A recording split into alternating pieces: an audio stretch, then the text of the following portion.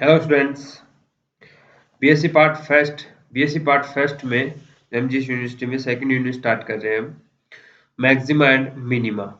मैं एक बार आपको थोड़ा सा सिलेबस दिखा देता हूँ इसका, क्या देर का इसमें टॉपिक है। तो ये जो आपकी बीएससी यूनिवर्सिटी बीकानेर यूनिवर्सिटी में unit second, maxima and minima and saddle point of a function of 2 and 3 variables connected by a relation, यानी कि 2 वेरिएबल का फंक्शन दे रखा हो, 3 वेरिएबल का फंक्शन दे रखा हो, उसका मैक्सिमा और मिनिमा कैसे फाइंड करते हैं, सेटल पॉइंट कैसे फाइंड करते हैं, वो चीजें इसके अंदर आएंगे। फिर एक मेथड होता है Lagrange method of undetermined multiply, ठीक है। तो इसमें भी ये लाग्रांज मेथड से भी हम कोई फंक्शन का किसी कंस्ट्रेंट के ऊपर मैक्सिमा और मिनिमा कैसे फाइंड करते हैं, वो चीजें इसके अंदर आती है। फिर उसके बाद हमारे पास आएगा test of concavity and convexity, यानी कि जो उत्तल अवतल जो आपने पढ़ा है उसकी एक कंडीशन होती है कि हमारा फंक्शन यहाँ से लेके यहाँ तक उत्तल है, यहाँ से लेके यहाँ तक अवतल है। तो वो चीजें हम इसके अंदर पढ़ेंगे। पॉइंट ऑफ इन्फ्लेक्शन, जहाँ पे अपना वो प्रकृति चेंज कर रहा है, यानी कि वो उत्तल से अवतल हो रहा है, उस पॉइंट को बोलते हैं पॉइंट ऑफ इन्फ्लेक्शन। फिर है मल्टीपल पॉइंट, कुछ पॉइंट होते हैं जहाँ से स्पर्श रेखाएं ज्यादा गुजरती हैं, किसी पॉइंट से किसी कर्व के ऊपर दो या उससे ज्यादा स्पर्श रेखाएं खींची जा सकती है, उसको मल्टीपल पॉइंट बोलते हैं। Curve tracing in Cartesian and polar coordinate, इसमें हम सीखेंगे कि कोई भी इक्वेशन देगा तो उसको हम ट्रेस कैसे करें, उसका ग्राफ कैसे ड्रॉ करें, उसमें कुछ कंडीशंस होती हैं वो चेक करनी होती है, उसके बाद हम उसका ग्राफ ड्रॉ कर सकते हैं। चलो ठीक है, इतना समझ में आ गया। तो अभी शुरू करते हैं मैक्सिमा एंड मिनिमा। तो चलो ठीक है। तो सबसे पहले हम इसमें पढ़ेंगे वन वेरिएबल के लिए कोई फंक्शन जो है वो सिंगल वैल्यूड फंक्शन हो, यानी कि y is equal to f x कोई फंक्शन है, maxima and minima for the one variable function. तो उसको पढ़ने से पहले मैं एक दो इंपॉर्टेंट रिजल्ट बता देता हूँ कि कोई भी फंक्शन है, मान लो y is equal to f x, y is equal to f x, यानी कि फंक्शन ऑफ x, कोई एक फंक्शन दे रखा है y is equal to f of x.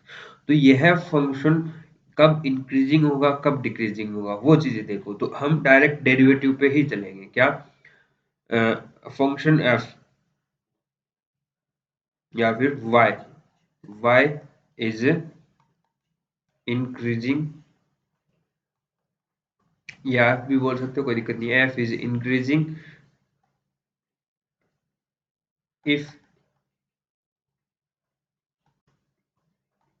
dy by dx is greater than 0, positive. समझ रहे हो, यदि किसी इंटरवल के लिए, मान के चलो ये इंटरवल है ए बी, अगर हमारा कोई फंक्शन है उसका डेरिवेटिव x के रिस्पेक्ट में डेरिवेटिव किसी इंटरवल में अगर पॉजिटिव आ रहा है तो उस इंटरवल में वो इंक्रीजिंग होगा, अगर नेगेटिव आ रहा है तो डिक्रीजिंग होगा। y is decreasing if dy by dx is less than for interval cd। समझ रहे हो, कोई इंटरवल है cd, उसके अंदर उसका डेरिवेटिव जो है वो लेस देन 0 आ गया तो हम बोलेंगे कि वो डिक्रीजिंग है। अब इंक्रीजिंग और डिक्रीजिंग का मीनिंग तो पता है ना, वर्धमान और ह्रासमान। जैसे मैं इंक्रीजिंग का मतलब बताऊं, ये हमारा एक्स कोऑर्डिनेट और वाई, ये एक्स कोऑर्डिनेट और ये वाई कोऑर्डिनेट है, ठीक है। तो जैसे जैसे हम एक्स इस साइड बढ़ते हैं, इस साइड चलते हैं, तो हमारा फंक्शन भी अगर ऊपर की तरफ बढ़ता जाता है, बढ़ता जाता है, बढ़ता जाता है, जैसे जैसे इस साइड जा रहे हैं हमारा ग्राफ जो है ऊपर की तरफ जा रहा है, ऊपर की तरफ जा रहा है, वाई की वैल्यू बढ़ती जा रही है, तो फंक्शन हो गया इंक्रीजिंग, ठीक है। सिमिलरली अभी मान लो जैसे जैसे हम इस साइड जा रहे हैं, एक्स जिस साइड बढ़ता है, एक्स की जिस साइड वैल्यू ज्यादा होती है उस साइड जा रहे हैं, तो हमारा ग्राफ अगर नीचे की तरफ आ रहा है, नीचे की तरफ आता जा रहा है, नीचे की तरफ आता जा रहा है, वो कैसे भी हो सकता है, ठीक है। इतना स्लोप भी हो सकता है, ऐसे ऊपर की तरफ ऐसे भी हो सकता है, कोई दिक्कत नहीं, लेकिन आना चाहिए, डिक्रीज होना चाहिए, वाई की वैल्यू जाए, जैसे जैसे एक्स बढ़ेगा वाई की वैल्यू कम होती जानी चाहिए, तब हम बोलते हैं क्या, डिक्रीजिंग। ह्रासमान, हिंदी में इसको इंक्रीजिंग और वर्धमान बोलते हैं, वर्धमान, वर्धमान ऊपर आता है शायद, पता नहीं, देख लेना, और ऊपर आता है या नीचे आता है वर्धमान, या फिर इसका होता है ह्रासमान, ह्रासमान ऐसा कुछ होता है, ह्रासमान, ठीक है। मुझे एग्जैक्टली याद नहीं है, अभी काफी टाइम हो गया हिंदी वर्ड देखे हुए। ह्रासमान। तो वैसे जनरली आप इंक्रीजिंग और डिक्रीजिंग वर्ड याद रखना, इजी रहता है, कोई दिक्कत नहीं है, ठीक है। तो ये समझ में आ गया। तो अभी हम इसका देख भी सकते हैं, एक मैं ग्राफ लेके आपको दिखा भी सकता हूँ ये चीज। तो देखो मैं एक ग्राफ ले रहा हूँ, y is equal to x square, ये क्या है, पैराबोला की इक्वेशन है। पैराबोला तो पता है ना कैसे ड्रॉ करते हैं, याद है? यानी कि x नेगेटिव पॉजिटिव हो कोई मतलब नहीं, y हमारा पॉजिटिव रहेगा, यानी कि y ऊपर की तरफ रहेगा, x नेगेटिव हो तो भी, और ऐसे इसका ग्राफ बनेगा, इसका इस ग्राफ इसका। ठीक है, अभी हम देखते हैं, वैसे अगर देखा जाए ग्राफ से अगर देखें तो देखो x इस साइड जाएंगे तो x बढ़ेगा, और हमारा देखो ग्राफ यहाँ पे घटता जा रहा है, घटता जा रहा है, घटता जा रहा है, घटता जा रहा है, जीरो पे आके ये जीरो भी होगा। जैसे फिर इसके आगे बढ़ेंगे ना, इसके आगे पॉजिटिव नंबर इसके आगे बढ़ेंगे ना, x की वैल्यू इस साइड बढ़ती जाएगी, तो हमारा ग्राफ क्या है, वापस बढ़ना शुरू हो गया, ऊपर बढ़ना शुरू हो गया। ऊपर बढ़ना यानी कि इंक्रीजिंग हो गया, यानी कि जीरो से लेके इन्फिनिटी तक, यानी कि जीरो टू इंफिनिटी तक हमारा ग्राफ क्या है, इंक्रीजिंग है। ग्राफ से देख लिया हमने इजिली। और यहाँ पे क्या है, माइनस इन्फिनिटी से लेके आओ और यहाँ जीरो तक आओगे तो क्या हो रहा है, डिक्रीजिंग है। ये तो हमने ग्राफ से देख लिया। अब चलो ये डेरिवेटिव से देखते हैं, इसके फर्स्ट डेरिवेटिव से। मैंने क्या बोला कि अगर डेरिवेटिव जिस इंटरवल में पॉजिटिव रह रहा है वो तो हो गया इंक्रीजिंग, और जिस इंटरवल में हमारा डेरिवेटिव नेगेटिव रह रहा है वो इंटरवल क्या हो गया, डिक्रीजिंग। तो देखो इसका डेरिवेटिव करना, d y by d x is equal to two x आ गया। अब d y by d x यानी कि टू एक्स इंक्रीज, यानी पॉजिटिव कब होगा, ये पॉजिटिव कब होगा, जब x पॉजिटिव होगा। x कब होगा, पॉजिटिव होगा। पॉजिटिव का मतलब जीरो टू इन्फिनिटी रहेगा तब। तो उस केस में हमारा फंक्शन क्या हो गया, इंक्रीजिंग हो गया, पॉजिटिव इंक्रीजिंग हो गया। तो यही हमने देखा कि जीरो से इन्फिनिटी तक, जीरो से इन्फिनिटी तक हमारा जो ग्राफ है, जो हमारा फंक्शन है वो क्या है, इंक्रीजिंग है। सिमिलरली आप d y by d x भी देख सकते हो, सॉरी लेस देन के लिए, d y by d x is equal to, ये लेस देन जीरो कब होगा, जब एक्स हमारा लेस देन जीरो होगा, एक्स नेगेटिव होगा तभी ना, यानी कि माइनस इन्फिनिटी से लेके एक्स हमारा जीरो से माइनस इन्फिनिटी। तो इस केस में हमारा जो ग्राफ है फंक्शन है वो क्या होगा, डिक्रीजिंग होगा। और ये हमने देख भी लिया कि माइनस इन्फिनिटी से लेके जीरो तक हमारा जो फंक्शन है या फिर जो भी एफ है वो हमारा क्या आ रहा है, डिक्रीजिंग आ रहा है। तो आगे ना, तो डायरेक्ट आप डेरिवेटिव की हेल्प से ये इंक्रीजिंग और डिक्रीजिंग कर सकते हो। तो इतना आपको समझ में आ गया ऐसा मुझे लगता है। चलो ठीक है, इसके बाद हम नेसेसरी एंड सफिशिएंट कंडीशन देखते हैं फॉर एक्सट्रीम वैल्यू। एक्सट्रीम किसको बोलते हैं, मैक्सिमा और मिनिमा को, यानी कि वो एक एक्सट्रीम पॉइंट होती है, उससे ऊपर हमारा ग्राफ नहीं जा रहा। सिमिलरली डिक्रीजिंग के लिए देखते हैं, जैसे ये फंक्शन है, देखो मैं आपको एक्सट्रीम वैल्यू की डेफिनेशन समझाता हूँ। एक्सट्रीम वैल्यू, ठीक है,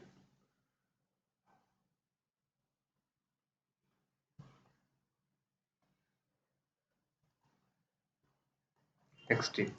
तो ये मान लो कोई ग्राफ है, ऐसे ऐसे आ रहा है, ठीक है, ऐसे ग्राफ है।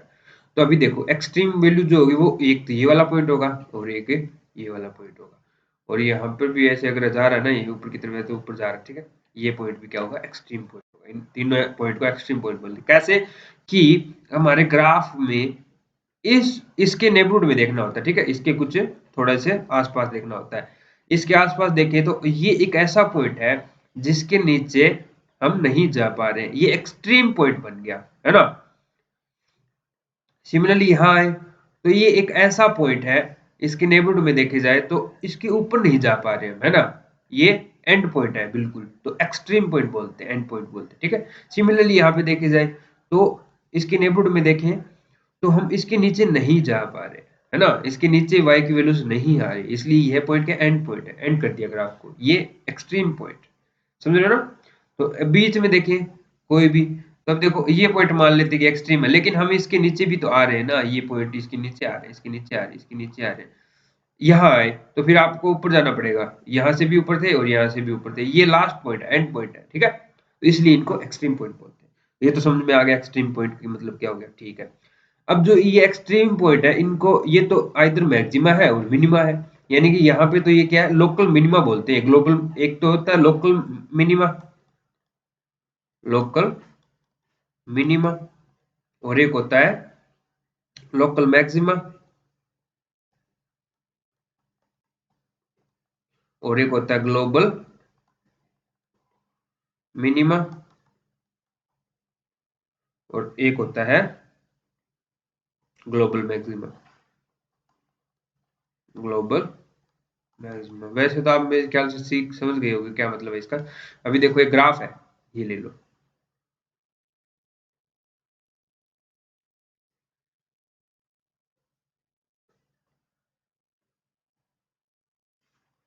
ठीक है, ये ग्राफ है। इसके अंदर देखो, ये पॉइंट क्या है, मैक्सिमा है। ठीक है, M1 नाम दे दिया। ये पॉइंट क्या है, मैक्सिमा है, M2 नाम दे दिया। ये पॉइंट क्या है, M3 नाम दे दिया, मैक्सिमा है। और ये पॉइंट भी क्या है, मैक्सिमा है, जिसको M4 नाम दे दिया। समझ रहे हो बात को। तो अभी देखो, इन जितने भी मैक्सिमा है, जितने भी मैक्सिमम वैल्यूज आ रही है, उनमें सबसे बड़ी मैक्सिमम कौन सी है, ये वाली। आप देख सकते हो, हाइट से देख सकते हो इनको। ग्राफ से देखना हो तो हाइट से देखो बस, और कुछ नहीं करना। ये देखो, ये सबसे ऊपर है। तो सबसे बड़ा मैक्सिमा कौन सा है, M4 है। तो मैक्सिमम वैल्यू जितनी भी होती है, जितने भी मैक्सिमाज होते हैं, उनमें सबसे बड़ा जो मैक्सिमम वैल्यू है वो हमारी ग्लोबल मैक्सिमम होती है इस ग्राफ के लिए। समझ रहे हो। तो ये सब जो बच गई ना, ये क्या कहलाती है, लोकल मैक्सिमा कहलाती है। सिमिलरली आप मिनिमा के देख सकते हो। एक ये रहा मिनिमा M1, एक ये रहा N1 ले लो। ठीक है, N2 और N3।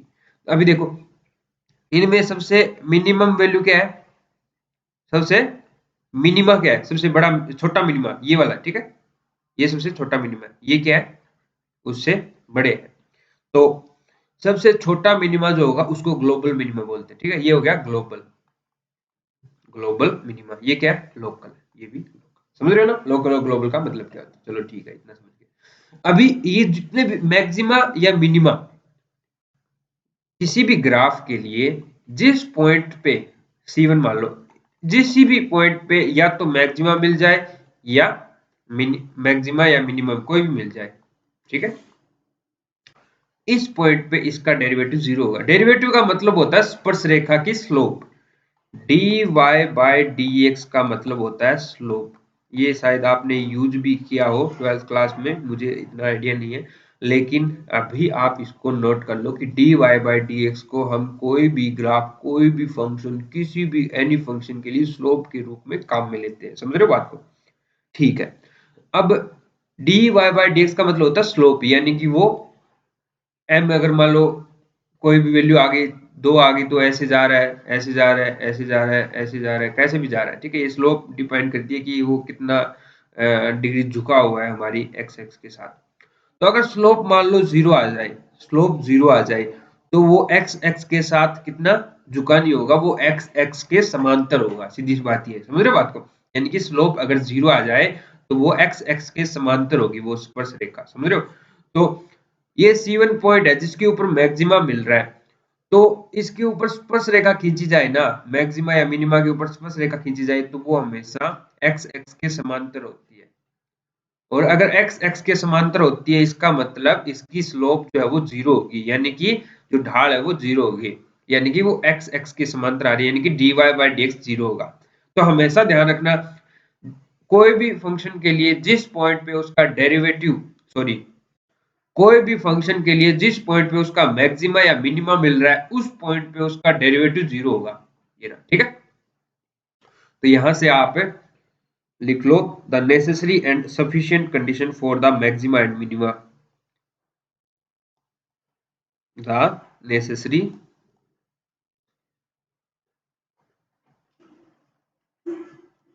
And sufficient condition for maxima and minima। तो इसकी मैक्सिमा और मिनिमा की जो नेसेसरी एंड सफिशिएंट कंडीशन है कि ऐसा तो होगा ही होगा, तो वो क्या है, यदि किसी भी पॉइंट पे फंक्शन के मैक्सिमा और मिनिमा आ रहा है तो उस पॉइंट पे उसका डेरिवेटिव जीरो होगा। ठीक है, तो आप लिख लो, यदि फंक्शन की, यदि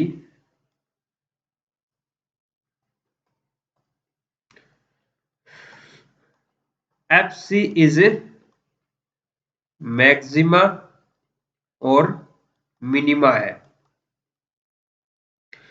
यानी कि फंक्शन एफ जो है सी के ऊपर या तो मैक्सिमम वैल्यू रख रहा है या मिनिमम वैल्यू रख रहा है, देन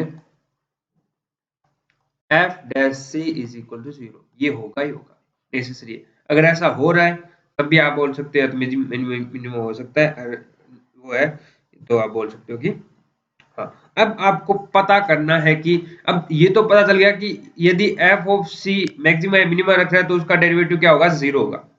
अब आपको पता करना है कि इसका जो डेरिवेटिव है, सॉरी, ये जो वैल्यू है एफ ऑफ सी, ये मैक्सिमम है या फिर मिनिमम है, यानी कि फंक्शन सी के ऊपर मैक्सिमम वैल्यू रख रहा है, मिनिमम वैल्यू रख रहा है। उसके लिए दो कंडीशन है। पहली कंडीशन, फंक्शन जो है एफ ऑफ सी वो मैक्सिमम रखेगा, maximum if f double dash C यदि लेस देन 0, यानी कि उसका डेरिवेटिव क्या हो, डबल डेरिवेटिव क्या हो, उस पॉइंट पे अगर लेस देन 0 नेगेटिव वैल्यू आ रही है तब तो उस पॉइंट पे फंक्शन क्या रखेगा, मैक्सिमम, यानी कि एफ ऑफ सी क्या होगा, मैक्सिमम होगा। और ये पॉजिटिव है तो मिनिमम होगा, ठीक है। दूसरी कंडीशन क्या है, मिनिमम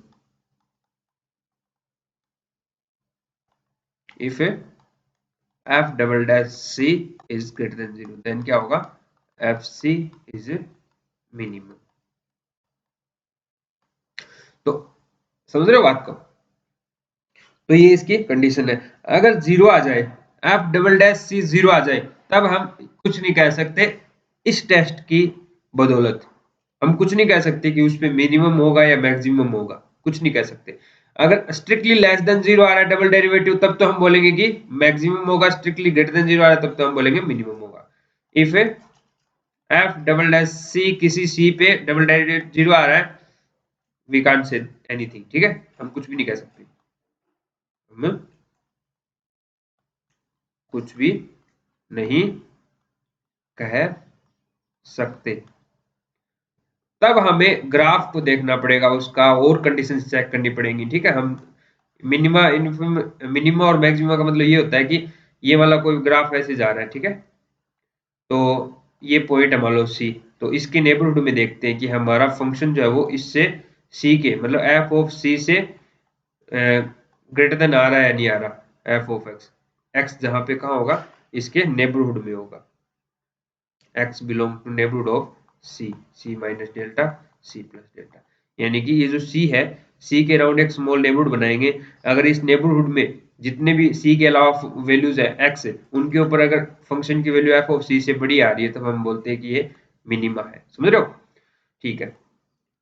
तो ये कंडीशन हो गई, और ये समझ गया। तो अभी इसका प्रोसेस देखो क्या है, इसको कैसे फाइंड करते हैं। ये सिंगल वेरिएबल के लिए करवा रहा हूं मैं, टू वेरिएबल के लिए नेक्स्ट क्लास में पढ़ेंगे, पहले सिंगल वाला पढ़ो, ठीक है।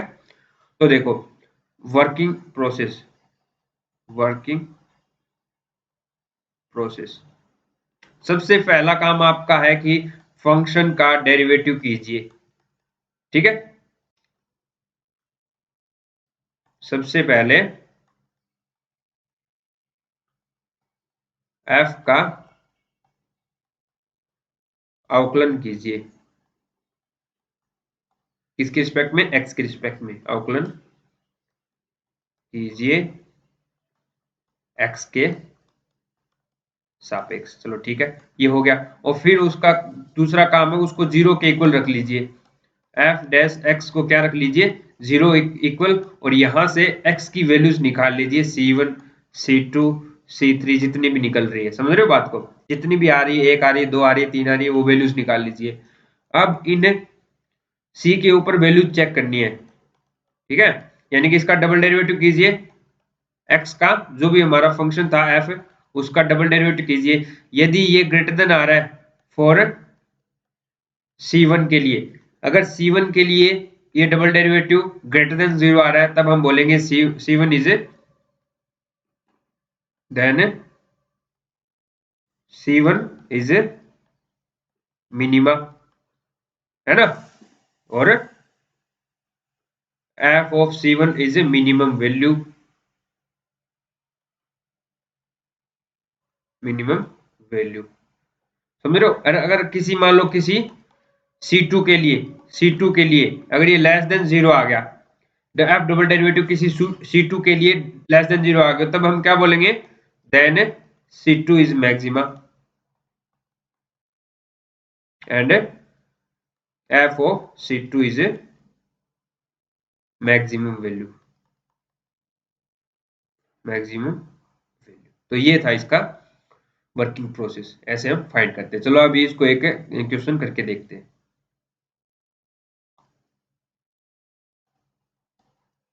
मैं ले रहा हूं y is equal to x square, sorry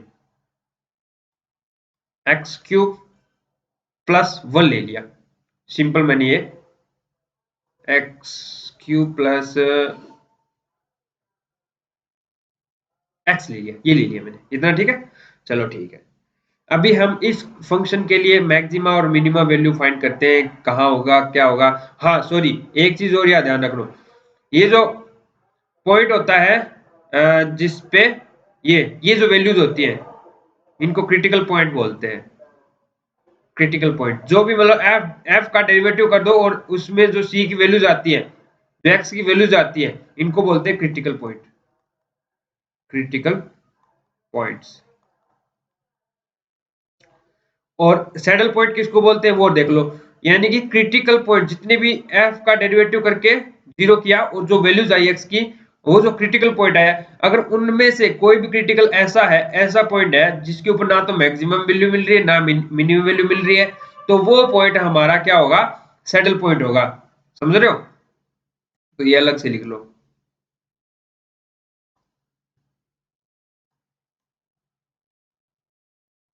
saddle point. यदि किसी क्रिटिकल पॉइंट पे, यदि किसी क्रिटिकल पॉइंट पर ना तो मैक्सिमा मिल रहा हो ना मिनिमा, ना मैक्सिमा हो और ना ही मिनिमा हो,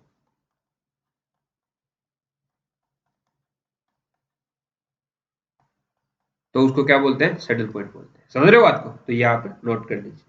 ऐसा होता है, आप सोच रहे हो कि ऐसा कैसे हो सकता है? ऐसे हो सकता है कि उसका डबल डेरिवेटिव जीरो आ जाए किसी पॉइंट पे, ठीक है?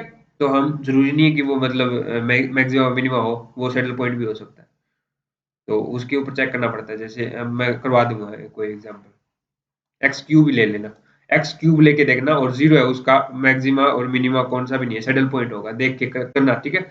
आप लेना y is equal to x cube. इस फंक्शन के लिए आप चेक करना कि जो जीरो जीरो है वो इसका क्रिटिकल पॉइंट है, बट ये इसका क्या नहीं है? मैक्सिमा और मिनिमा कोई भी नहीं है ये, ठीक है ना?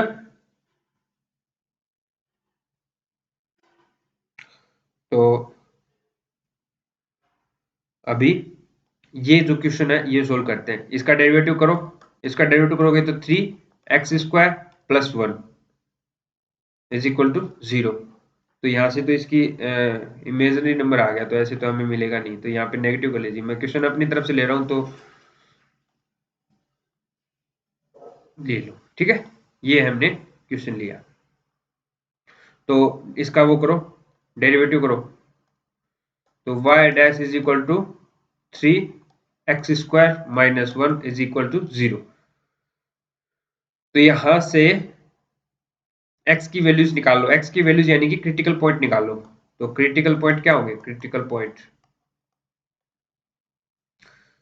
3x² minus 1 is equal to 0, x² is equal to 1/3, तो x is equal to plus minus 1/3। समझ रहे हो बात को? तो ये हमारे पास क्रिटिकल पॉइंट आ गए, प्लस माइनस 1/√3 है, सॉरी √3। ओके, तो इनके ऊपर देखना है अपने को कि हमारा फंक्शन कौन से पे मैक्सिमम है, कौन से पे मिनिमम है। तो देखो इसका डबल डेरिवेटिव करो, तो डबल डेरिवेटिव करेंगे तो 3 दूनी 6x और 1 का हो गया 0, 6x आ गया। तो अभी देखो f डबल डेरिवेटिव एट 1/√3, इसके ऊपर देखते हैं, तो यानी कि 6/√3 पॉजिटिव आ गया। ये कितनी आती है वैल्यू उससे मतलब नहीं है, हमें सिर्फ पॉजिटिव नेगेटिव से मतलब है। तो ये जो f डबल डेरिवेटिव है 1 अपॉन √3 पे क्या आ गया, पॉजिटिव आ गया, तो ये क्या हो गया, मिनिमम हो गया, यानी कि 1/√3 is minima, minima. And minimum value क्या होगी, and f of 1/√3 is minimum value, वो निकाल के देख लेना खुद, मिनिमम वैल्यू बोलते हैं इसको, मिनिमम मान है, ठीक है। Similarly y double dash 1/√3 minus पे देखते हैं, तो यहाँ पे रख दो -6/√3, ये लेस देन आ गया, इसका मतलब 1/√3 is maximum and f of -1/√3 is maximum value, maximum value. तो यहाँ पे देखो उल्टा होता है, अगर ये पॉजिटिव आता तब तो उल्टा मतलब मिनिमम होगा, अगर नेगेटिव आता उल्टा मतलब मैक्सिमम होगा, ये बस थोड़ा सा ध्यान रखना, बस ये है, ठीक है। तो ये आज का टॉपिक क्लियर हो गया, वन वेरिएबल फंक्शन के लिए मैक्सिमा और मिनिमा कैसे फाइंड करते हैं, समझ रहे हो बात को। तो ऐसे इसको प्रोसेस होता है, ऐसे ही करना होता है, तो इसको समझ लीजिए, कर लीजिए, समझ में ना आया तो एक बार और देख लीजिए लेक्चर को। आज के लिए इतना ही, थैंक यू।